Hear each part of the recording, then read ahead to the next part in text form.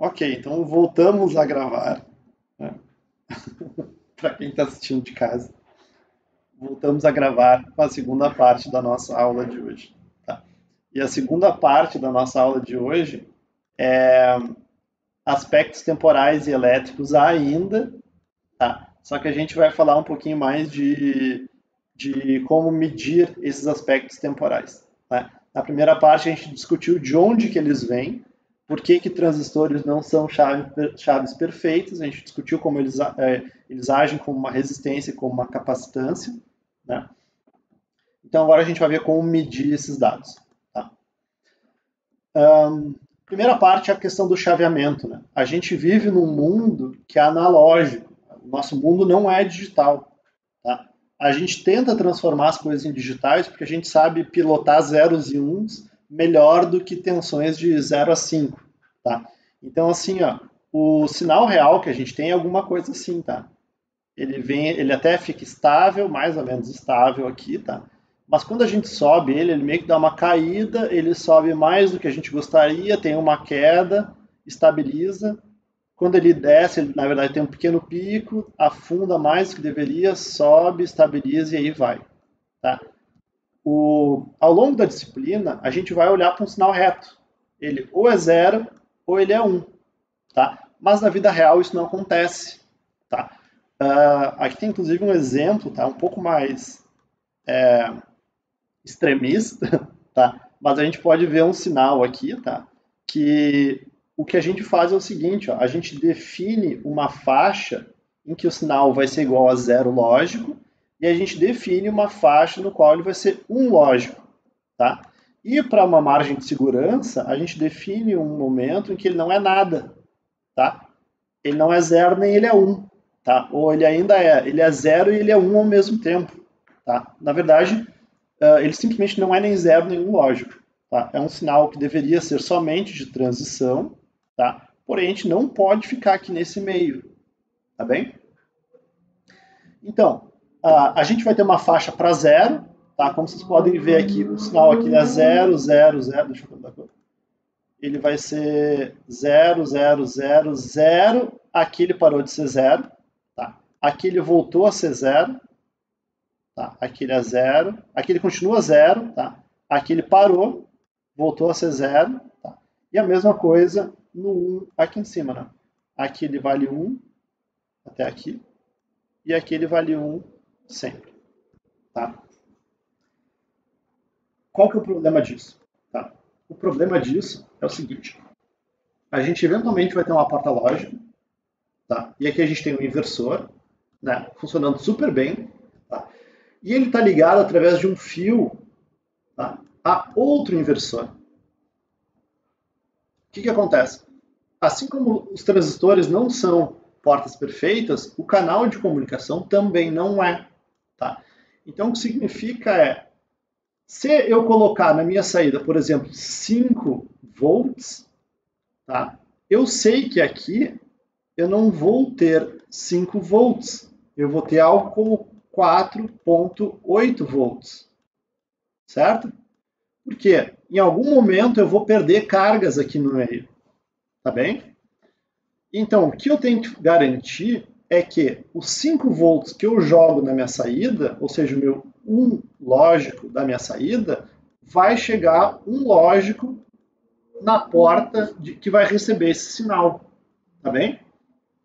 Então, o que a gente faz é o seguinte, ó, a gente tem aqui os níveis de tensão, tá? Mas a gente define o que a gente chama de margem de ruído, tá? Então, a gente faz o seguinte, ó, os nossos 5 volts, tá? Vou pegar laranja por 5 volts, tá? Eu digo assim, ó, 5 é o típico, né? 5 é o que eu gostaria de ter, tá? Não quer dizer que eu vá ter o meu 5, tá? Mas 5 é o que eu gostaria. Então eu vou dar uma variação para cima do meu 5, tá? E eu vou dar uma variação para baixo do meu 5. Mas eu digo o seguinte, ó, tu tem que garantir que na saída da tua porta lógica, tu vai ter pelo menos o Vout high. Tá? Tu vai ter, no mínimo, essa faixa de tensão, tá? Que a gente poderia chamar aqui de, por exemplo, 4,7 volts, certo? A mesma coisa a gente vai fazer para o zero, tá? O zero, tá? O ideal é que tu colocasse 0 volts, tá? Mas a gente vai aceitar aqui disso, lá, menos 1, tá? Essa parte baixa, até, por exemplo, vou chamar de 0,3 aqui, tá?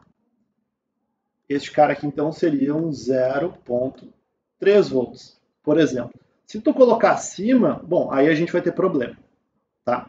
E se tu botar abaixo, aí a gente também vai ter problema, tá? Então tu tem que garantir que a tua porta consiga jogar fora 4V7, se for 1, e no máximo 0,3 volts, ou 0V3, na saída se for 0, tá? Então aqui no meio, tudo pode acontecer, tá? Mas normalmente a gente vai cair um pouco a tensão, tá? Do 5 a gente pode eventualmente cair, tá? Ou do 0 a gente pode eventualmente subir, tá? Jogar umas cargas parasitas ali, tá? Mas assim agora, do ponto de vista da entrada desta porta lógica, a gente vai ter um zero um pouco maior, como vocês podem ver aqui, né? A gente vai aceitar até algo que eu vou chutar aqui, seja este cara aqui, que é, por exemplo, 2,3 volts, certo? E reparem que os 2,3 volts, obviamente, tem que ser maior do que o 0,3 volts, né, gente? Por quê? Porque eu vou ter uma depreciação do meu sinal à medida que ele for passando pelas portas lógicas, tá? O mesmo acontece no 1 lógico, tá? Então, aqui no 1 lógico, a gente pode ter uma depreciação até um valor específico ali, que aqui no nosso caso vai ser, por exemplo, 2,8 volts. Tá? Então a gente pode ter uma queda de 4,7 até 2,8, tá? E aqui a gente pode ter um ganho, digamos assim, de até 2 volts. Tá bem? Então a gente tem essas marcações VOH, VOLH, VIH, VIL, né? O output high, output low, input high, input low. Tá? Dados com isso em mãos, tá? O que a gente tem é o que a gente chama da nossa margem de ruído. Tá? Então eu vou tentar colocar uns números aqui. Aqui a gente tinha colocado que era 4,7.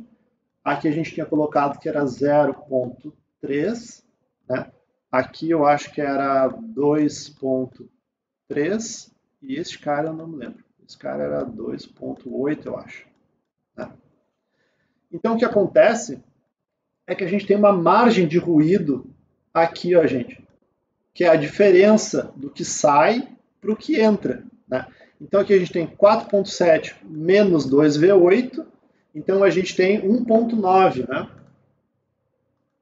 Então, a nossa margem de ruído superior, tá? Ou seja, essa altura aqui, tá? É 1,9 volts.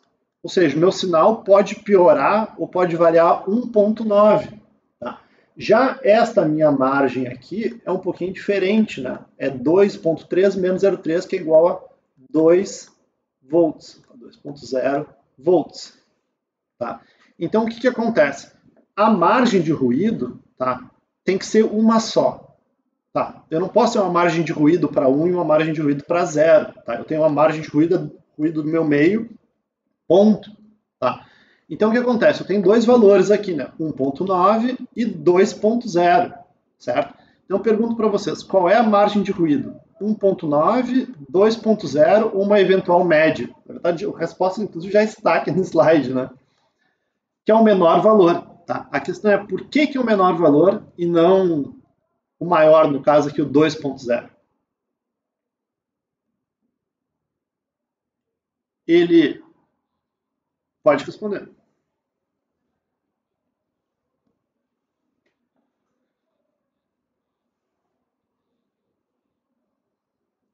Isso. Então,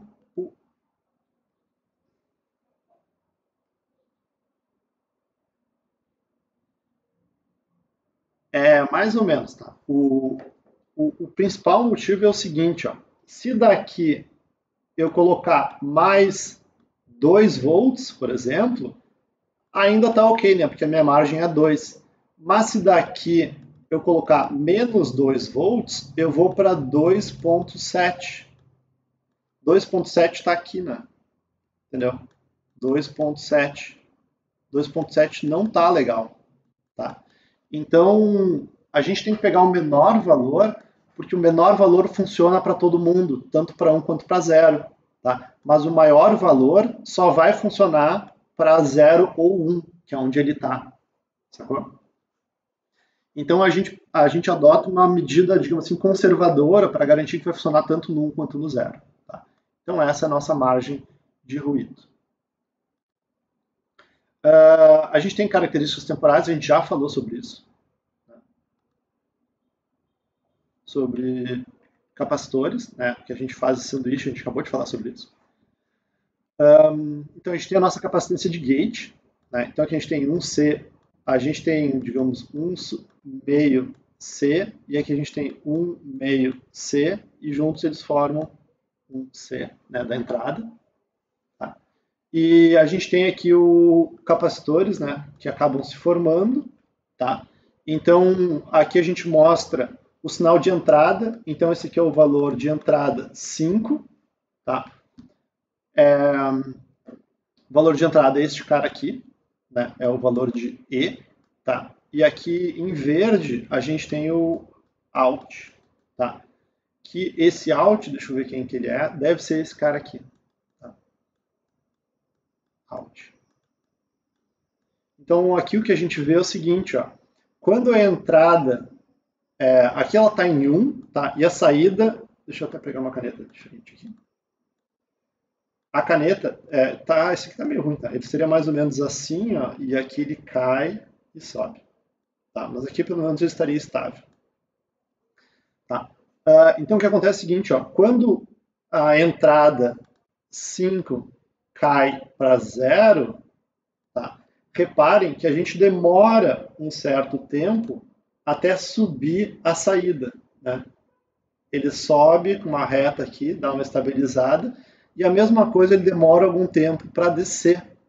Tá?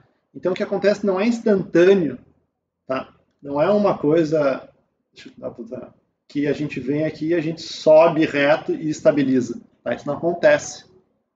Então o que a gente tem que dar de alguma maneira medir é o tempo em que a saída, tá? A saída, portanto, o sinal de saída, demora para de fato chegar aqui.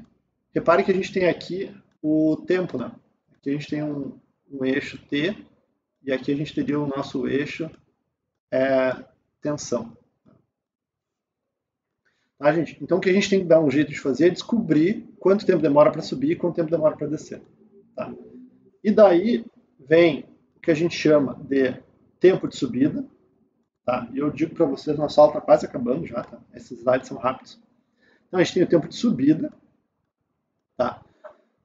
A gente tem o tempo de descida, tá? Que é quanto a saída do nosso sistema demora para chavear, dado um sinal de entrada. Tá? E a maneira que a gente faz isso é a seguinte: a gente anota 10% do tempo. Tá? Então, se a gente está falando em 5 volts, tá? O nosso 10% aqui vai ser 0,5 volts. Né? E a gente pega 90%. Então, esse cara seria 4. Esse cara seria 4,5 volts. Tá? Então, o que a gente faz é, quando a saída atinge 10%, tá? A gente marca um T0 aqui dentro. Tá? E aí a gente espera a saída subir até 90%, tá? E marca um T1. Tá? E aí a gente diz que o nosso tempo de subida é igual a T1 menos T0. Tá? Ou, em outras palavras, é esse pequeno espaço de tempo aqui. Tá? O tempo de descida é a mesma coisa. Tá? Reparem que a gente sempre olha para o sinal de saída. Tá? Então a gente pega esse ponto aqui em 90% e a gente acompanha o sinal até ele chegar em 10%. Tá? Aqui a gente tem uma linha, né? Esses 10% são o mesmo que aquele 10%. Tá? E aqui a gente vai anotar um T2 e um T3. Tá? E esse nosso tempo de descida vai ser T3 menos T2. Tá claro, gente? Dúvidas com relação ao tempo de subida e descida?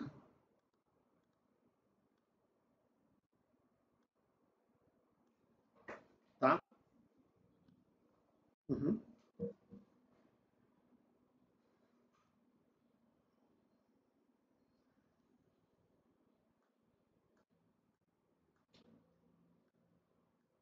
É.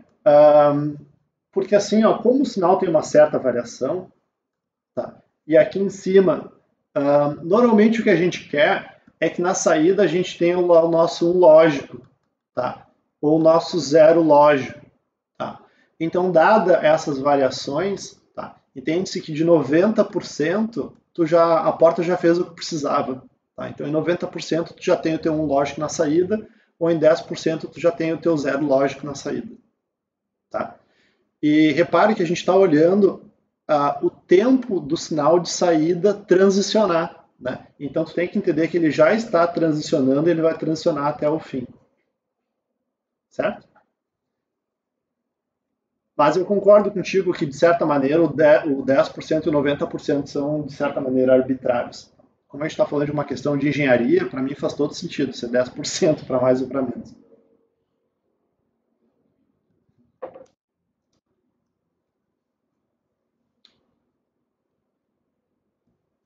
Poderia, tá? A ideia é que tem um percentual, tá, de início e de fim para tu medir esse tempo. Tá? O valor padrão é 10 e 90%. Tá? Mas tu poderia dizer que 10 e 90% não corresponde bem à tua porta lógica, por exemplo. Na verdade, tu quer saber o tempo de 5 a 95. Tá? Pode. A ideia aqui é que exista um padrão, né, de medir quão rápido um sinal de saída sobe e o quão rápido um sinal de saída desce. Né? Que no fim do dia, praticamente o que nos importa, tá? Que é o tempo que uma porta demora para transicionar e te dar o resultado baseado na entrada. Ponto. Tá? É o tempo que ela demora para, uma vez que ela começa a subir, terminar de subir, ou descer e terminar de descer. Tá? O problema dessa medida, tá, é que ela não mede o tempo em que a tua porta demora desde a transição de entrada até a transição de saída. Entendeu? Ela diz, olha, comecei a subir, esse é o tempo que eu demoro para terminar. Ou eu comecei a descer, esse é o tempo que eu demoro para descer. Tá? Mas ela não representa exatamente a relação entrada-saída. Concorda comigo? Tá. Então, daí vem o nosso terceiro tempo. Tá? Se chama tempo de propagação. Tá? O tempo de propagação, sim, tá? Ele considera o sinal de saída e o sinal de entrada. Tá? Então, o que a gente faz agora é pega 50%, que é a metade do sinal, tá? E agora a gente faz este tempo aqui, tá? A gente olha só para 50%.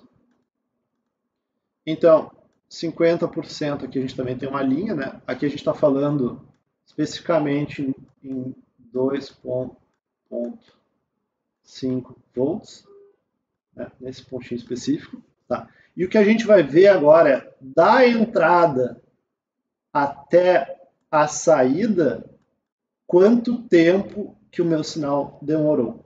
Tá? Então, o tempo de propagação, ele mais ou menos mostra o tempo que ele demora desde a entrada até a saída. Tá? O tempo de propagação dá uma ideia um pouco melhor sobre a porta. Tá? E o tempo de subida e descida dá uma ideia um pouco melhor sobre as transições da tua porta. Certo? O problema do tempo de propagação é que ele realmente, né, 50% ainda não é nada. Né? 2 vezes 5 não é nenhum nem zero. Tá? Mas ele dá a ideia temporal daqui da entrada até a saída.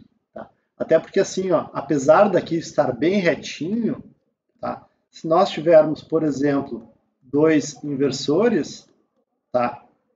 Dessa saída para essa entrada, aqui a gente vai ter alguma coisa assim também, né?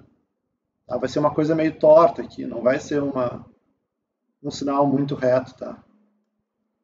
Então, não é porque é uma entrada que ele vai ser quadradinho, bonitinho assim. Tá? Ele pode ser todo torto. Nesse sentido, faz sentido a gente pegar a diferença do sinal em 50% de entrada e 50% de saída. Tá bem? Qual é a única diferença aqui, tá, gente? É que o tempo de subida e descida, eles já pegam a transição de 0 para 1 e de 1 para 0, mas o tempo de propagação não. Né? Então, o que a gente vai ter é um tempo de propagação low-high. Tá? Então, o tempo de propagação em que a saída demora para ir de 0 para 1. Deixa eu mudar a cor. Vou pegar um azul. O tempo de propagação low-high, ou seja, o tempo dele subir. Tá? E a gente tem um segundo tempo de propagação que também é de 50 a 50, tá? Mas do ponto de vista da descida do sinal. Tá? Então a gente vai ter um tempo de propagação low-high e um high-low. Tá? E o nosso tempo de propagação final, tá, é a média desses dois caras. Tá?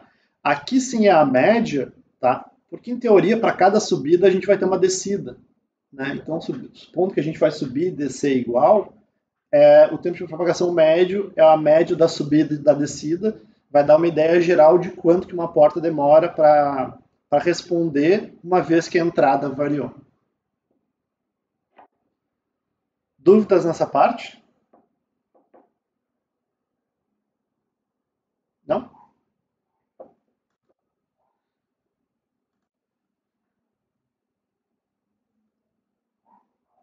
Não, peraí. É de 50 a 50. Tá? Deixa eu apagar tudo aqui para a gente... De novo. O tempo de propagação, a gente pega o tempo em que a entrada chegou em 50% e o tempo em que a saída chegou em 50%. Tá? Isso. É esse tempo aqui, então. Tá? Não tem nada a ver com 10 e 90. Tá? É 50 e 50. E a mesma coisa na descida. Tá? Então, só para colocar uns números aí. Né? Por exemplo, se esse tempo aqui fosse 7 e esse tempo aqui fosse 3, por exemplo, a gente teria o low-high igual a 7, aqui seria 3, que são igual a 10, né? Dividido por 2, igual a 5, seria o nosso tempo de propagação. Ok? Ainda que eles sejam bem diferentes, né? É a média que a gente está interessado. Aí depois, então, aqui tem mais um pouco de consumo, né? A gente já discutiu isso no vídeo anterior, ali, consumo estático, dinâmico total. Tá? Aqui acho que é exatamente o mesmo slide de antes. E a variação de W e L afeta o tempo de transição. Tá? E a gente volta lá nas resistências e capacitâncias. Né? Dependendo da resistência e de quanto que a capacitância reclama para a troca de tensão, tá? O tempo de transição vai ser afetado. Tá? Então, tanto a subida, quanto a descida, quanto o tempo de propagação mesmo, são diretamente afetados pelas dimensões do transistor. Né? Tá? E agora, para fechar a nossa aula, fechar mesmo, eu sei que a gente deu uma atrasada, mas aqui a gente demorou um pouquinho para começar também, né?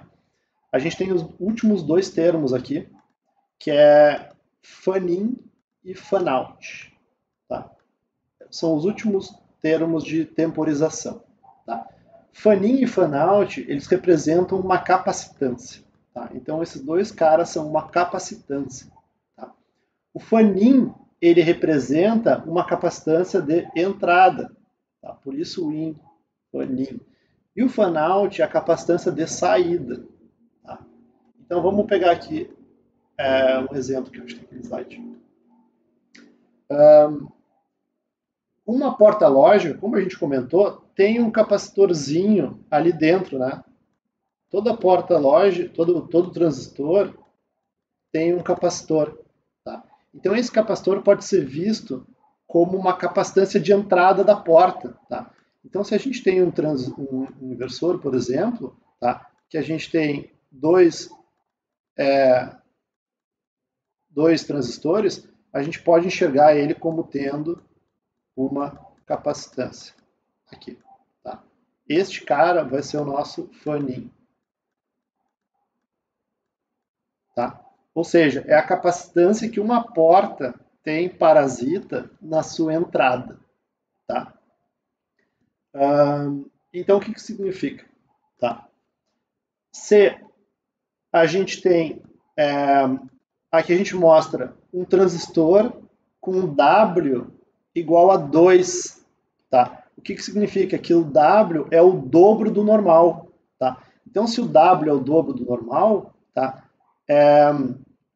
Ele significa que, ao invés da gente ter uma área desse tamanho, deixa eu colocar outra cor daí, a gente tem o dobro de área, tá? Num transistor aqui que tem esse tamanho, tá? Aqui, no caso, seria o nosso gate, tá? Então, como ele tem o dobro da área, a capacitância é igual a 2 vezes o que era para ser antes, né? A mesma coisa com o L. Se eu aumento o L, tá? Eu tenho 2 vezes o faninho original. Em resumo, quanto maior for o meu W e o meu L, que nem a gente tinha discutido um pouquinho antes, maior vai ser essa minha capacitância equivalente de entrada. Né? E mais, quanto mais transistores eu tiver nessa minha porta aqui, em paralelo, né, eles vão acabar se somando e maior vai ser o meu faninho de entrada. Tá? Deixa eu apagar aqui. Tá? Então, esse cara aqui é o faninho, certo? Ou seja, o capacitor que a gente enxerga na entrada de uma porta. Tá? O fan-out, tá? A gente olha para essa porta, para a saída dela. Tá? Então funciona assim, ó, se essa minha porta estiver conectada em 3 outras portas em paralelo, tá? Essa aqui com faninho de 1, faninho de 2 e faninho de 1, tá? O que a gente vai enxergar aqui na saída é um capacitor que vai ser igual a 1 mais 2 mais 1, certo? Então seria um fan-out de 4C. Entenderam? Então o fan-out se preocupa a quem essa porta se liga. Tá? Se ela se ligar apenas a um inversor, por exemplo, tá? A gente teria aí apenas um de fan-out. Ligado a esses dois caras, a gente teria 1 mais 2 igual a 3 de fan-out. E ligado a essas 4 portas, a gente teria um fan-out igual a 4. Tá? Alguma dúvida aí?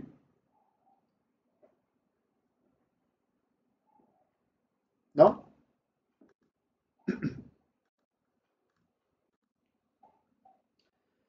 Depende, tá?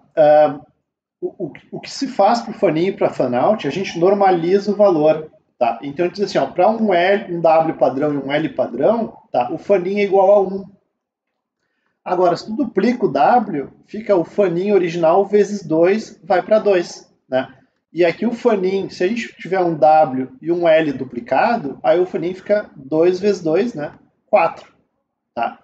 Então o faninho, ele olha sempre para frente da porta. Tá? Então o faninho seria do tipo assim, ó, se a gente tem um inversor, é um capacitor na entrada. Tá? Isso aqui é o ground. Tá? Este cara aqui é o faninho. Tá? É o capacitor resultante por causa da porta lógica. Já o fan-out, tá? É o faninho das portas que se conectam à nossa saída. Sacou? Tá? Então, por exemplo, se eu tiver um inversor, no caso eu tenho, supondo que esse inversor aqui, tá, seja esse cara aqui. Então a gente tem faninho dele igual a 1, né? Então esse faninho adiciona, tá? A gente tem out mais igual a 1, né? Por causa desse cara. Se eu conecto esse outro inversor, tá? Aí eu vou ter aqui um mais igual A2, por causa desse 2, né? Se eu conecto mais uma porta, essa porta, repara que só uma entrada dela está conectada, né? Aí eu vou ter um mais igual a 1, tá? Então o fan-out, ele olha para a saída, ele não olha para a entrada da porta específica, né? Ele vai olhar para a entrada das portas que estão conectadas na saída. Deu para entender? Tá. Eu acho que esse aqui é o nosso último slide. Deixa eu ver se mais uma coisa. Ah, sim. Teste, tá? Isso aqui é, na verdade, como as pessoas verificam, tá? Então, aqui tem uns exemplinhos interessantes, tá? Um inversor, tá? E aqui tem o TD, tá? Então, é o tempo de... Eu acho que é o tempo de propagação, tá? E aqui a gente tem um fan-out igual a 1, igual a 2, igual a 3, tá? Então, vocês podem ver que o tempo do inversor é 1 nanosegundo para 1, 20% pior para um fan-out igual a 2 e 40% pior para um fan-out igual a 3. Tá? Já aqui a gente tem uma perda de 25%, né? Aqui 50% para 3. Tá? Então cada porta ela responde de maneiras diferentes a fan-outs e fan-ins distintos. Tá? A maneira que a gente costuma testar, tá, é com esse tipo de circuito, tá, que é chamado inversores em anel. Isso aqui é mais curiosidade mesmo. Tá? Então o que a gente faz é a gente pega um número ímpar de inversores. Tá? Um número ímpar por quê? Porque assim eles ficam num loop lógico, eles estão constantemente se invertendo. Né? Aqui, por exemplo, deixa eu botar em verde, supondo que esse cara esteja em 0. Tá? Verde agora é 0. Aqui a gente tem 1, aqui a gente tem 0, 1, aqui a gente tem 0. 1, 0, e aqui de novo 1, e esse cara vai passar a ser 0 agora, entendeu?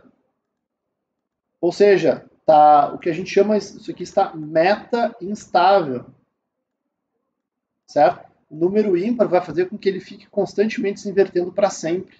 Tá? Então o sinal está constantemente trafegando desse inversor em anel aqui. Tá? Então aqui na direita a gente tem a tensão do inversor 2, 3, 4, 5, 6, 7, 8. Tá? E cada cor é um inversor se invertendo. Então deixa eu tentar chamar atenção para um deles. Vamos pegar esse em vermelho aqui. Tá? Esse em vermelho, então, repare que ele está subindo. Subiu. Tá? Agora ele começou a descer de novo. Estabilizou. Voltou a subir de novo. Tá? E por aí vai. Então esse é um caso em que a gente consegue pegar o tempo de subida aqui, por exemplo, sei lá, 10% até 90%, esse aqui seria o nosso tempo. Né? A gente tem o tempo de descida aqui, eu vou pegar aqui, por exemplo, até aqui, seria o nosso tempo de descida. Né? E para a gente calcular o tempo de propagação, a gente precisaria saber quem é o sinal de entrada desse sinal. Tá? Supondo que seja o rosa, tá? A gente teria um tempo de propagação. Isso aqui está, por exemplo, 3V3, por exemplo, então a gente está falando em 1.6. Supondo que seja o rosa, né? A gente teria que o nosso tempo de propagação é mais ou menos esse cara aqui, o tempo de propagação de subida, e o mesmo rosa está aqui, né? Então seria esse aqui o nosso tempo de propagação de descida, certo? E assim a gente consegue estabilizar um pouco mais, a gente pode calcular cada um deles, cada um dos tempos de subida, descida e propagação e fazer uma média entre todos eles. Tá, gente? Normalmente é assim que a gente caracteriza uma célula, tá? Invertendo um monte de gente aí e fazendo esse cálculo. Com isso, então, a gente termina a nossa aula de hoje, um pouquinho depois das 13h10. Mas então eu coloco aí de novo, gente, se alguém tem alguma dúvida a respeito da aula. Tá? Então eu vou parar a gravação, tá? Então parando a gravação agora.